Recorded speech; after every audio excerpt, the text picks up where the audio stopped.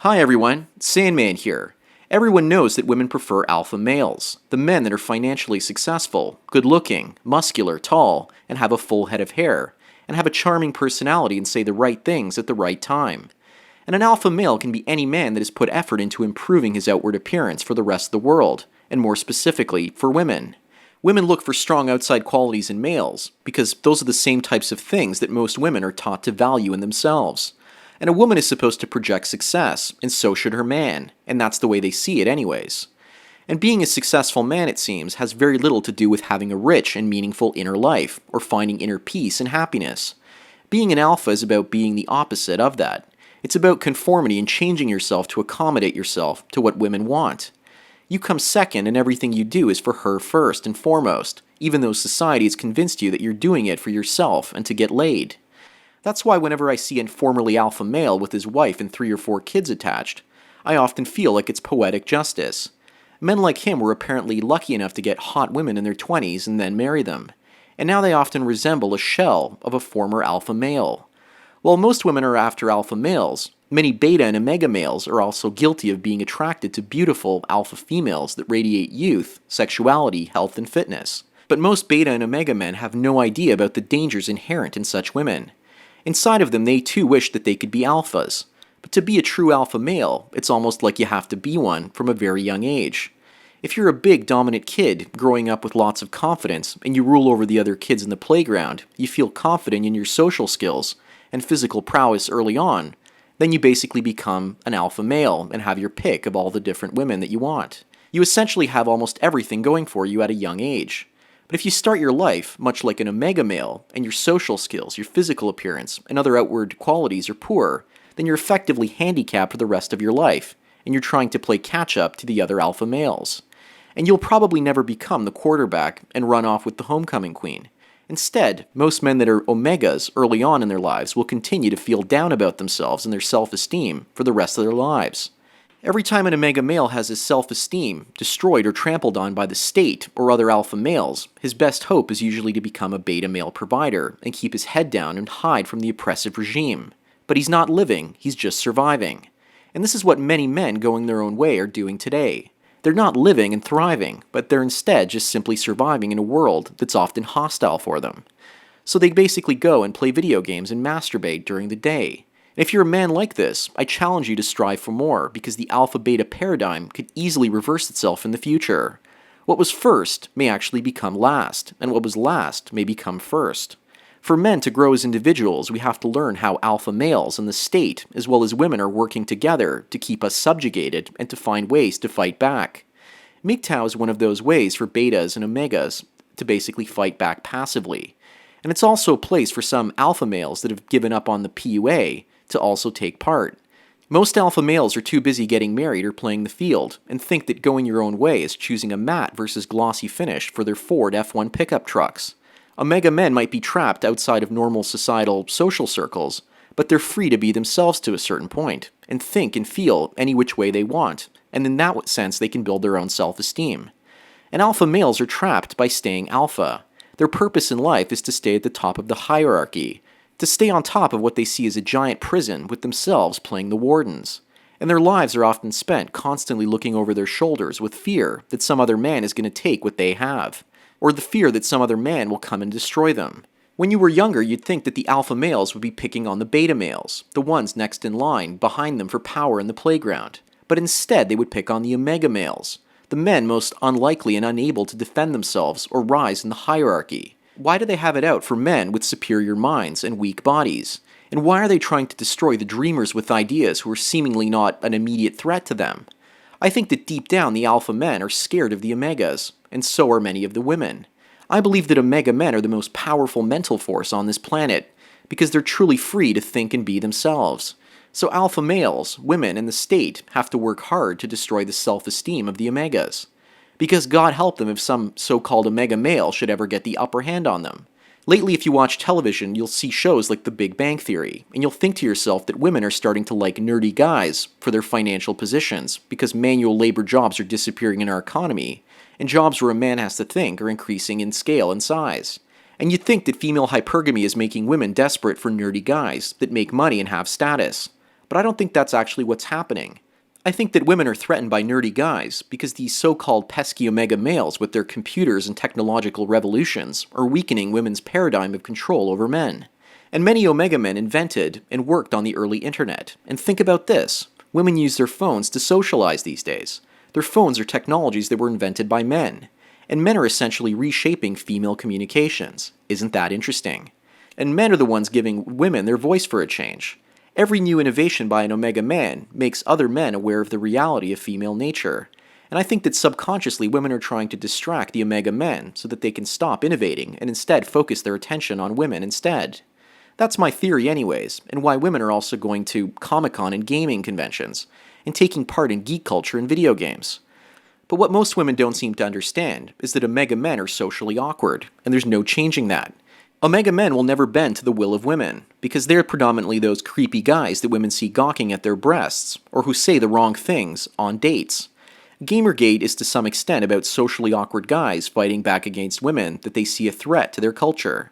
And they don't care about the consequences. If women think that they can take powerful, creepy last-place losers and trick them into handing over their powers to women, then women are dreaming. Women seek to control the uncontrollable man. Almost all of the alphas and betas have been pacified, so now they're eyeing the last hideout for masculinity. They want all men, including those in the last place, to basically be under their power.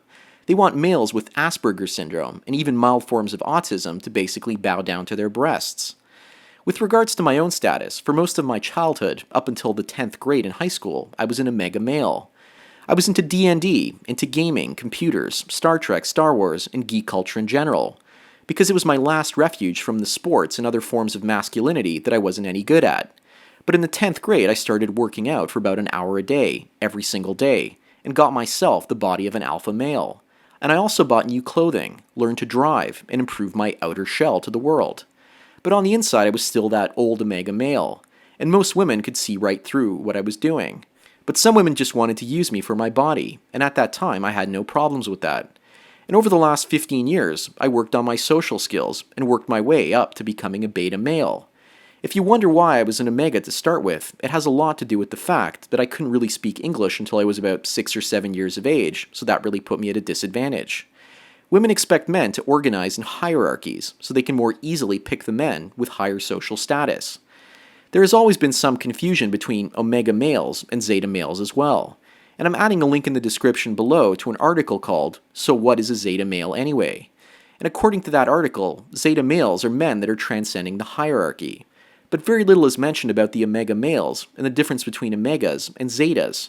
Omega males have no choice in many cases. They are not aware of the red pill, and they're often classified as losers, and many of them aspire to simply become beta males. And I believe as men, we have to transcend the hierarchy and drive women absolutely crazy. I think as more men have gone their own way, women think that these men are now hiding as omega males. And women think that these men are capable of becoming alphas or betas, but they're pretending to be omega men instead.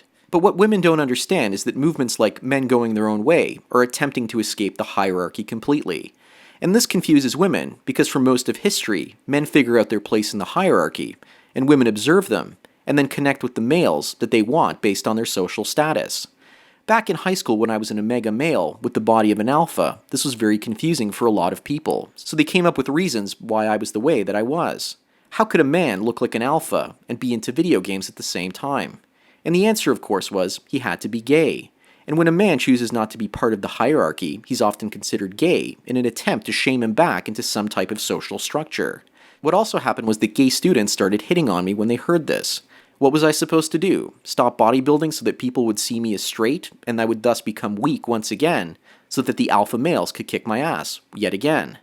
This is my own way of escaping the hierarchy, which at that time was a notch lower than the omega male status that I started with. And it was the girls that spread the rumors that got me there in the first place. At that point, I started taking on every form of knowledge and competition that I could. My goal was to become better at everything than everyone around me. I got on the honor roll. I built up my intelligence, creativity, physical abilities. And the more I outdid others, the more they tried to push the hierarchy onto me. It would have been interesting to see what came next, but high school was basically over. And in university, the hierarchy thing started once again, and I decided that I didn't want to have any part of that hierarchy or corporate life in the future. And so I basically decided to escape the pyramid scheme. So I tried different things until I became a zeta male. But ultimately, I became a beta male when female partners around me convinced me that it was time to give up on my dreams. I originally built a mobile internet business where I was the entire hierarchy in one shot. I decided the business plan, I worked on the integration and skills, and I also built the products from the ground up and sold them to online advertising companies. Now I'm doing the same thing through YouTube, and I'm going back to my original path of becoming a zeta male. And zeta males are dependent on themselves and exist in their own reality and believe that we shouldn't be in a hierarchy and often refuse to subject other men to their own hierarchies as well. Many MGTOWs out there believe that the best course of action from here on in is just to do as little productive stuff as possible and live in poverty as if it were some sort of badge of honor. But these guys are just former beta males that want to become poor omega males and give up on socializing and then start whining about the system. Stop complaining and build your own system in the framework of the existing one. This is the most exciting time to be alive. Human hierarchies and the pyramid nature of social norms are being contested at every turn. And women are fighting for control over the omegas and are getting desperate trying to locate the males that aren't fitting into the hierarchy. They can smell us, but they can't see us. They're becoming desperate to try to bring us into the fold. They made gay men socially acceptable, and now they're making omega males acceptable as well. But the zeta male is going his own way, and he doesn't need other men or women to validate him. He doesn't socialize with them, and his behavioral patterns are not easy to recognize, because each of us is usually going our own way, in our own path. Women are no longer trying to destroy the worth of omegas. It used to be that there were no second dates for omegas until they either learned to conform to being well-behaved betas, or otherwise women would just ignore them in a futile attempt to play reverse psychology. Women were also telling the omegas that they were the gatekeepers to sex, and unless those men paid the toll, they would basically stay single and virgins forever. Conformity allows men to enter the bargain of sex on a regular basis, as well as love. But what about men who can't fall in love, or are basically unable to? A few days ago I spoke about Roy Dolce, the famous Italian gigolo, and he said that he's never been in love before. And to him, people look for love when they themselves are somehow incomplete. He, on the other hand, thinks he's complete, and he finds his female customers often very amusing. And he even said that he hates women on television. Yet, he still fucks them and is basically paid to do so. As far as I'm concerned, he's actually a type of zeta male that we can all aspire to. He is fulfilling his biological imperatives, and he's getting paid to do so. And he's taken his weakness of not being able to fall in love, or strength as some of you may see it, and he's then taken his male need for sex, which can also be seen as a male weakness, and turned it into his strength. Personally, I think that I actually reached that state a few weeks ago, where I no longer needed relationships and love, because I feel complete on my own. And I don't know how that happened, but I went on a couple of dates in the last few weeks, and the women were attractive, but I had no interest in opening up to them emotionally. There was nothing to open, because I already felt complete. I'll let everyone know more about this in future videos. Omega men dream of elevators to space, warp drives, string theory, but it will probably be the zeta males that will probably be the ones to implement these technologies in the end, because they will be the ones outside the hierarchy and basically able to think in unique ways. Robots and automated technology could one day allow men to run a factory, a city, or an entire nation on their own, with the aid of artificial intelligence technologies. Women shouldn't fear these technologies. What they should fear is the zeta male outside the system that gets his hands on such technologies. Women and alpha males have lived lives full of social and material entitlements. And do you really want an entitled group of people to make the serious decisions as to where the future of our species and world goes? Or would you rather give that power to a group of men that have basically had it rough their entire lives and will do whatever it takes to try to fix this mess?